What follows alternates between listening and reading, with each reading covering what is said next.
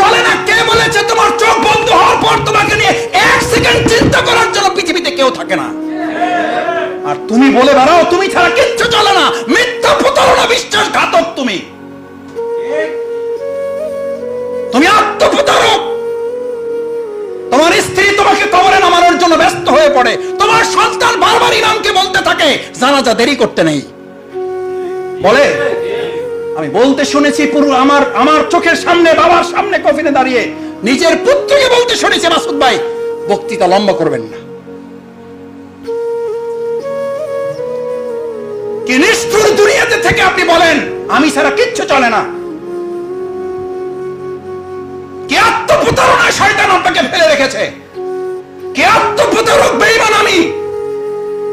আমি ছাড়া সংসার চলে না, আমি ছাড়া এক রাত আমার স্ত্রী ঘুমাতে পারে না।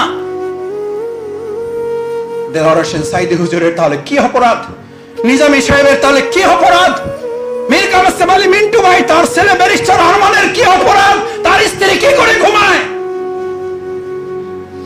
আমার আজমির স্ত্রী কি করে ঘুমায়? শহীদ আব্দুল কাদের মোল্লার স্ত্রী কি করে ঘুমায়?